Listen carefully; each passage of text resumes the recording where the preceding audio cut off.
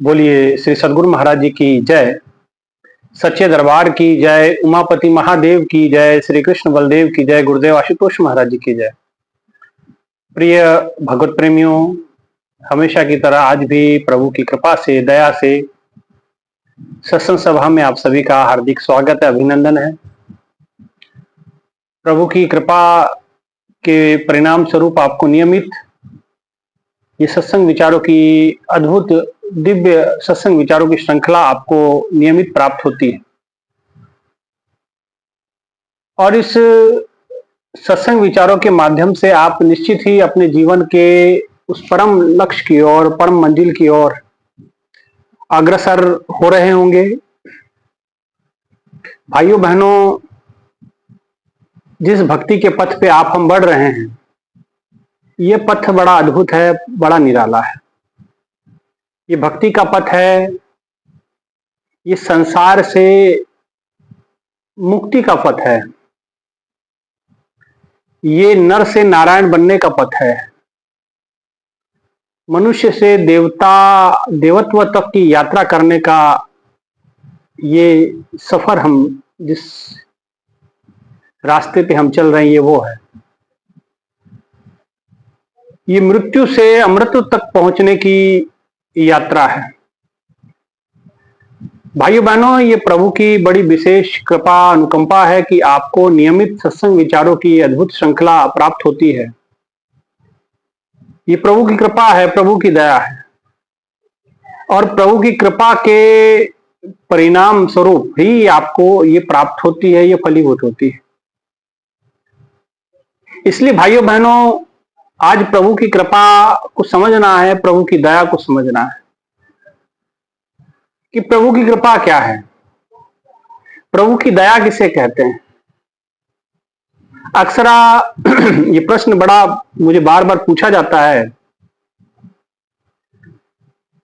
और ये हम खास लोगों के, हर व्यक्ति के अंदर ये प्रश्न होता है कि प्रभु की कृपा कैसे पता चले हमारे पास, हमें हुई कि नहीं हुई।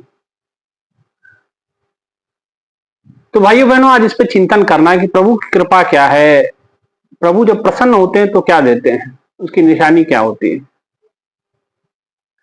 भाइयों बहनों, जब भगवान प्रसन्न होते हैं तो महापुरुषों ने बड़ा सुंदर कहा है, सुत दारा और लक्ष्मी पापी घर भी होए। सुत कहते हैं पुत्र को, दारा कहते हैं पत्नी को। अब इसके साथ साथ विश्लेषण भी इसका सुनेंगे हम। अक्सरा जब आप किसी से मिलते जुलते हैं, लोग अक्सरा एक दूसरे से बातचीत, हालचाल, हाल हवाल पूछते हैं, तो बातों बातों में ये बात निकल के आती कि क्या हालचाल है, क्या हो रहा है। तो कहते हैं कि भाई सब ठीक है, प्रभु की कृपा है, प्रभु की दया है और हमारे घर में पुत्र नहीं था, पुत्र की प्राप्ति हो गई। पत्नी नहीं थी, प्रभु की कृपा से विवाह हो गया, पत्नी, सुंदर पत्नी मिल गई, सुंदर पुत्र की प्राप्ति हो गई। या किसी और पद प्रतिष्ठा को प्राप्त आप कर गए, मान सम्मान को प्राप्त कर गए, या धन वैभव ही आपके पास बढ़ गया।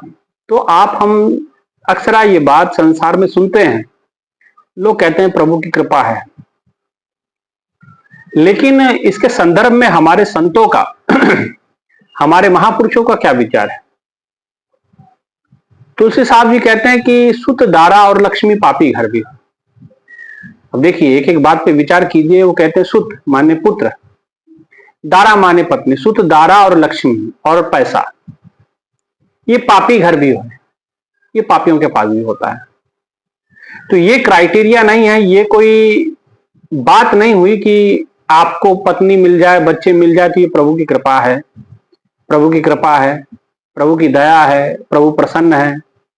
ये तो आपके कर्मों का खेल है, आपको कर्मों के कारण से ये सब प्राप्त होता है।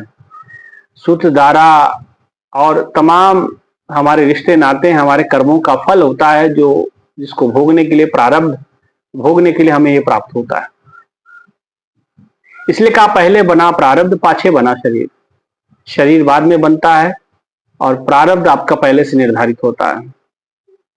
तो महापुरुषों ने कहा कि फिर प्रभु की कृपा क्या है, सुत दारा और लक्ष्मी, ये पापी घर भी है। जैसे रावण था, तरह तरह के पापा आचार में वो लिप्त था, तरह तरह की उसको रोग थे। रोग का मतलब कामुक वो था और अहंकारी था, विकार उसके अंदर बहुत सारे थे, क्रोधी था, सत असत को जानता नहीं था,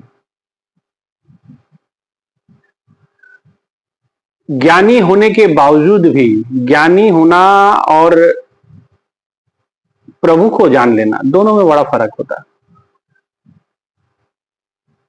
प्रभु को जान लेना, प्रभु को समझ लेना एक अलग बात है, और प्रभु के प्रति ज्ञान अर्जित कर लेना, प्रभु के बारे में जानकारी हासिल कर लेना एक अलग बात है। तो भाइयों बहनों, संतों ने कहा कि सुत, दारा और लक्ष्मी पापी घर भी हो। ये पापियों के पास भी होता है, जो उसमें रावण का उदाहरण एक आपके सामने मैंने आया। पापी के पास भी पत्नी मिलेगी, पुत्र मिलेगा, अपार धन संपत्ता मिलेगी। अगर यही भगवान की कृपा है, सुत, दारा और लक्ष्मी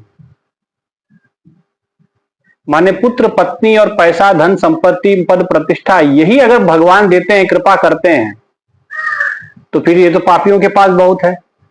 जो देश के बड़े बड़े पापी होते हैं वो बड़े बड़े पद पे सम्मानित हो जाया करते हैं, नेता बन जाया करते हैं, है ना। पापाचार में जो लिप्त होते हैं वो बड़े बड़े, भ्रष्टाचार में जो लिप्त होते हैं बड़े बड़े पदों पे होते हैं। तो ये कोई भगवान की कृपा नहीं है, इसे भगवान की कृपा नहीं कहते, इसे प्रभु की दया या कृपा नहीं कहा जाता। फिर प्रभु की कृपा क्या है, आगे उन्होंने स्पष्ट किया, सुत, दारा और लक्ष्मी पापी घर भी होए, संत समागम हरि कथा तुलसी दुर्लभ होए। संतों का समागम प्रभु की कृपा है, और उनके मुख से प्रभु के विचार सुनने को मिले, माने सत्संग प्रवचन सुनने को मिल जाए, ये दूसरी कृपा है।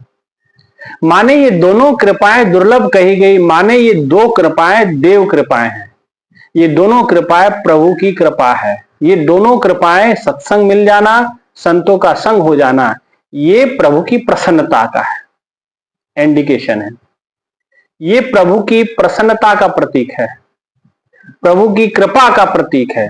इसलिए आप समझें कि जब आपको संत मिले, जब आपको प्रभु की सेवा मिले, जब आपको संतों का दर्शन, उनके मुख से प्रभु की कथा सुनने का मौका मिले, समझ जाओ कि भगवान आप पे प्रसन्न है, प्रभु की कृपा आप पे हो रही है, अन्यथा और कोई नहीं, है ना। इसलिए संतों ने कहा, रब रूठे दी यह निशानी, साकत पुरुष मत्थे लग जाए,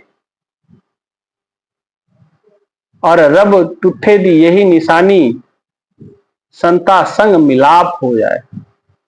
संतों ने बड़ा सुंदर कहा कि रब टूठे दी यही निशानी। अब रब नाराज होता है तो उसकी निशानी क्या है? कहते हैं कि परमात्मा जब नाराज होता है तो ऐसे साकत पुरुष मत्थे, साकत का मतलब जो ऐसे लोग हैं जिनको भगवान से कोई लेना देना ही नहीं, जिनको ईश्वर से कोई मतलब ही नहीं, उनको भाव भक्ति से कोई लेना देना नहीं होता, जिसको मैं मेरा में फंसे हुए हैं, और जो संसार के मोह माया के बंधन को ही सर्वोपरि मान रखे हैं, ऐसे लोग, संसारिक लोग आपके माथे लग जाएंगे तो समझ जाओ कि भगवान आपसे खुश नहीं है, उसकी अप्रसन्नता है। लेकिन प्रसन्नता क्या है? रब तुठे की यही निशानी, संता संग मिलाप हो जाए, और रब खुश हो गया तो आपको संता संग मिलाप हो जाए, संतों के साथ मिलाप हो जाएगा, संतों के साथ संग हो जाएगा, संतों के साथ आपकी बैठकी माने सत्संग विचार हो जाएंगे। प्रभु की कृपा से संतों का दर्शन प्लस उनके मुख से प्रभु के विचार सुनने का सौभाग्य आपको मिल जाएगा। ये प्रभु की निशानी है, उनकी कृपा का इससे पता चलता है। इसीलिए ऐसी कृपा आप पे नियमित होती है तो ये इंडिकेशन है कि भगवान आप पे प्रसन्न है, और कहीं आपको भी उन सत्संग विचारों में आनंद आने लग जाए, ये तो सोने पे सुहागा वाली बात है, फिर तो और आप ईश्वर के नजदीक हो जाते हैं। इसलिए संतों का मिलन माने प्रभु की कृपा है, प्रभु की कथा मिल जाना, प्रभु के सत्संग मिल जाना, ये प्रभु की कृपा है, प्रभु की दया है। और ये दोनों आपको सुलभ होती है समय समय पे, हर दिन आपको सत्संग ये प्लेटफॉर्म के माध्यम से, यूट्यूब के माध्यम से आप तक पहुंचाया जाता है, ताकि आप नियमित सत्संग विचारों का लाभ ले सकें, आप नियमित सत्संग विचारों को सुन सकें, नियमित सत्संग विचारों की श्रृंखला को आप अपने जीवन में धारण कर सकें, ताकि आप ईश्वर से नजदीक स्थापित कर सकें, है ना। नहीं तो संसार में आपको, संसार में परमात्मा से जोड़ने वाला कोई नहीं। सब कोई आपको संसार के साथ, संसार के रंग में रंगने का प्रयास आपको करेगा। आपको भक्ति के पथ पे चलाने वाला कोई नहीं मिलेगा। वो संत ही है जो आपको भक्ति का पथ प्रशस्त करते हैं। वो संत ही है जो आपको प्रभु की कृपा, प्रभु की दया से ईश्वर तक पहुंचाने का रास्ता सरल करके आपके सामने रख दिया करते हैं। ये संतों का आशीर्वाद ही है कि एक साधारण जीव शिव से मिल जाता है। इसलिए संतों का मिलन प्रभु की सबसे बड़ी कृपा माना गया। जैसे अब अजामिल के बारे में आप सुनते हैं, भागवत कथा के अंतर्गत आप ये व्याख्यान कई बार सुने भी होंगे, तो मैं पूरा व्याख्यान आपके सामने, पूरी कथा नहीं रखूंगा, लेकिन अजामिल प्रसंग की जो मुख्य बातें हैं जो समझने लायक है। अजामिल जो कि बहुत अच्छे परिवार से है, अच्छे कुलीन परिवार में उसका विवाह होता है, अच्छी धर्मपरायणा पत्नी मिली, लेकिन संग उसने किसी पर स्त्री का कर लिया और उसी के साथ वो रहने लगा। कथा आप सब जानते हैं। जो मैं मुख्य बिंदु पे आना चाहता हूं कि जिस समय जिस पत्नी के साथ वो, जिस महिला के साथ वो रह रहा था, संतों ने तो देखा भाई इसका रास्ता तो भटक गया है, लेकिन इसे संत ही है जो सही रास्ते पे ला सकते हैं। संत ही हैं, सतगुरु ही हैं जो शिष्य का भला कर सकते हैं, जीव का कल्याण कर सकते हैं। भगवान अपने नियम में बंधा होता है, ईश्वर अपने नियम में बंधा है। वो कौन से नियम में बंधा है? कर्म प्रधान विश्व रच राखा, जो जस करे तस फल चाखा। क्योंकि मनुष्य योनि भोग योनि भी है, कर्म योनि भी है। उसमें भोग भी भोग सकते हैं और नए कर्म भी कर सकते हैं। उसमें आपके कर्म में वो हस्तक्षेप परमात्मा का नहीं होता। लेकिन सतगुरु जो होता है वो जन्म मरण दोहू में नाई जन परोपकारी है। वो जन्म मरण में नहीं होता और वो परोपकार के लिए धरती धरा पे अवतरण लेते हैं। तो वो क्या करते हैं? शिष्य के भला सोचते हैं, शिष्य का कल्याण सोचते हैं, जीव का कल्याण सोचते हैं। तो आज अजामिल पे भी संतों की कृपा हो गई, संतों का आशीर्वाद प्राप्त हो गया। उसके घर पे आज संत पहुंच गए। संतों को देख उनकी जो पत्नी है, उन्होंने जिस पत्नी के पास वो रहने चले गए, अपनी धर्मपरायणा पत्नी को छोड़ करके दूसरी पत्नी के पास रहने चले गए। और कहते कि उस समय गर्भवती थी और संतों ने कहा कि अब संतों का आदर सत्कार उन्होंने किया। अब आदर सत्कार किया तो संतों ने कहा कि हम भी आशीर्वाद कुछ दे के जाएंगे, लेकिन एक शर्त पे, एक बात उन्होंने कही। तब तक कहते कि ये आ गया। अजामिल था नहीं घर पे, लेकिन जब आया तो उन्होंने कहा कि संतों को निकालो घर से बाहर। तो लोगों की अनेक धृष्टता, अजामिल की अनेक धृष्टता सुनने के बाद भी संतों का आशीर्वाद उसे प्राप्त हुआ। उन्होंने कहा कि इसको निकालो। तो कहा ऐसे कैसे आप निकालोगे, हम जाने वाले नहीं आपके घर से। बड़ा उसने कहा कि जाओ, बड़ी बेइज्जती की, लेकिन संतों ने कहा कि नहीं, हम तो भगवान का आशीर्वाद, आज हमको वाणी प्राप्त हुई है, संतों ईश्वर से हमको आदेश प्राप्त हुआ है, जब तक वो वचन पूरा नहीं होगा तब तक हम यहां से जाने वाले नहीं। तो अजामिल ने कहा कौन वचन है, क्या बात है, क्या आप कहना चाहते हो, तो मेरा पीछा छोड़ोगे?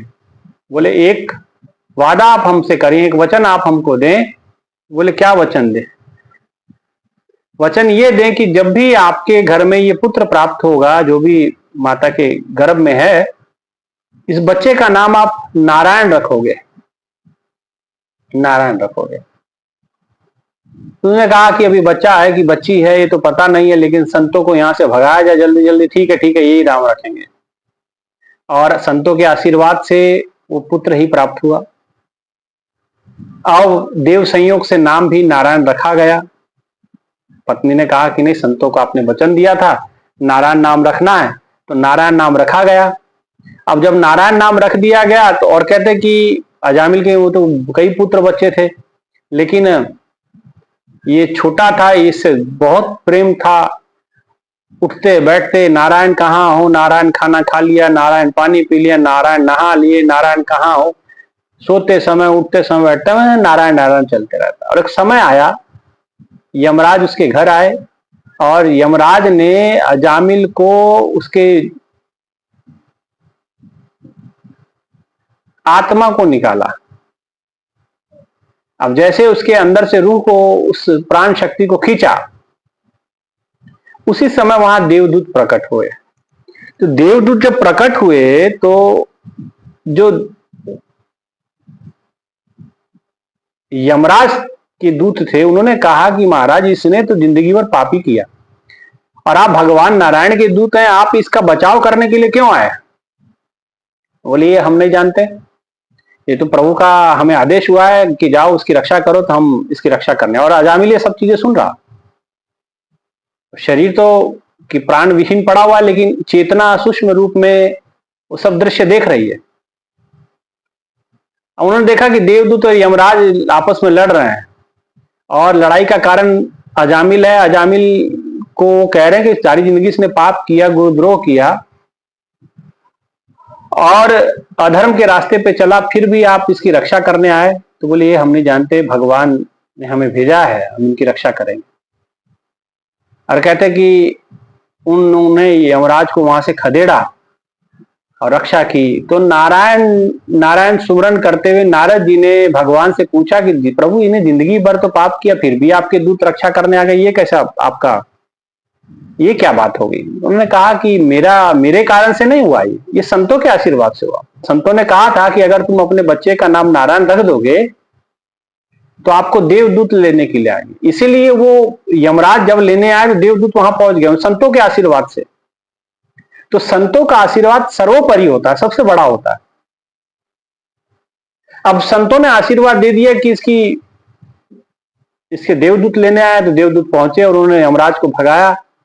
और ये सब घटना को अजामिल ने देखा, जीवन में पश्चाताप हुआ और कहते पुनः उनके शरीर में प्रवेश करवाया गया। और उसके बाद जब उनके प्राणदान मिले और अजामिल अपने शरीर से जैसे जागृत हुआ और तुरंत सब कुछ त्याग करके प्रभु एक नदी किनारे वो चले जाते हैं और हरिद्वार के पास कहीं जाकर के ध्यानस्थ हो जाते हैं, प्रभु के ध्यान में, प्रभु की भक्ति में पुनः वो जुड़ जाते हैं।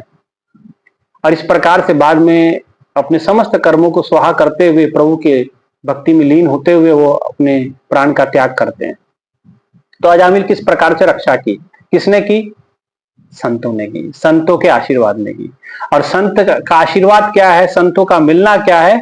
प्रभु की कृपा है। तो आज प्रभु की वास्तविक कृपा अजामिल पे हुई, संत मिल गए। किसी को बहुत पैसा मिल जाना, हम सोचते हैं कि कोई पद प्रतिष्ठा मिल गया, कोई नेता मिल गया। एक बार गुरु महाराज जी के पास एक व्यक्ति आए, महाराज जी हमें प्रधानी का इलेक्शन चाहिए, आशीर्वाद महाराज जी आप आज्ञा करें। महाराज जी कहते हैं कि हम आज्ञा ऐसे नहीं करेंगे, आप जो है गुरु से आशीर्वाद लिया जाता है और ये सब गुरु नहीं देता है, पद प्रतिष्ठा सम्मान ये सब नहीं, यहां तो गवाया जाता सब कुछ। आप गुरु के चरणों में प्रार्थना कीजिए, आप गुरु के चरणों में प्रार्थना करेंगे तो सब कुछ आपको आशीर्वाद अगर मिलना होगा तो मिल जाएगा, ऐसे नहीं बोल के नहीं। तो संतों का मिलन सबसे बड़ा प्रभु का आशीर्वाद होता है। सत्संग मिलना प्रभु का सबसे बड़ा आशीर्वाद होता है। इसलिए प्रभु के आशीर्वाद को प्राप्त करना है तो संतों के साथ मिलन होना जरूरी है। इसीलिए कहा रब रूठे दी ही निशानी, कि साकत पुरुष माथे लग जाए, ऐसे संसारिक लोग मिल जाएंगे। और रब तुठे की माने रब प्रसन्नता की यह निशानी संता संग मिलाप हो जाए, तो संतों के साथ मिलाप हो जाता है। तो संतों के साथ मिलन हो जाने का मतलब कि आपको प्रभु का आशीर्वाद प्राप्त हो गया, संतों का आशीर्वाद प्राप्त हो गया। संतों की प्रसन्नता ही प्रभु का सबसे बड़ा आशीर्वाद होता है, प्रभु की कृपा होता है। इसलिए भाइयों बहनों, संतों का मिलना, सत्संग का मिलना माने प्रभु की कृपा है, माने प्रभु का आशीर्वाद है, प्रभु की महिमा है। ठीक है ना। इस आशीर्वाद को आप हमेशा प्राप्त करते रहिए और नियमित सत्संग सुनते रहिए, संतों का दर्शन का लाभ उठाते रहिए और जीवन में प्रसन्नता को धारण कीजिए, धर्म को धारण कीजिए और अपने जीवन को सफल सार्थक कीजिए। ठीक है, इतना ही कहते हुए अपने विचारों को ही विराम। आपको फिर से सूचना दे देते हैं कि जैसा कि आप जानते हैं कि 21 तारीख को गुरु पूर्णिमा का प्रोग्राम है। ये प्रोग्राम जहां हम रहते हैं, यहाँ श्री राम जानकी मंदिर धर्मशाला के अंदर सिसवा बाजार में महाराजगंज जिला है, उसी के अंतर्गत ये कार्यक्रम हम यहाँ करने जा रहे हैं। तो आप सभी इसमें, क्योंकि बहुत बड़ा कार्यक्रम है, भंडारा होगा इसमें, तो आप सभी इसमें योगदान कर सकते हैं। तो मेरा डिस्क्रिप्शन में मेरा नंबर है, वो उसी पे फोन पे चलता है, तो आप उसी पे जो भी सहयोग राशि आप भेजना चाहते हैं आप उसी पे भेज सकते हैं, जो भी सहयोग देना चाहे उसमें दे सकते हैं। और जो आसपास के लोग हैं वो जरूर सुनते हैं, तो आप जरूर पहुंचने का प्रयास करें। अगर मौसम ज्यादा खराब होता है या कुछ ऐसी दिक्कत है कोई बात नहीं, लेकिन आप अगर आसपास हैं और सही सलामत परमात्मा ने रखा है तो आप जरूर कृपा से वहां पहुंचने का प्रयास करें। ठीक है ना, ये सूचना थी, इतना ही कहते अपने विचारों को ही विराम देते हैं। एक जोरदार जय घोष लगाएंगे। बोले श्री सदगुरु महाराज जी की जय, सच्चे दरबार की जय, उमापति महादेव की जय, गुरुदेव आशुतोष महाराज जी की जय। धन्यवाद।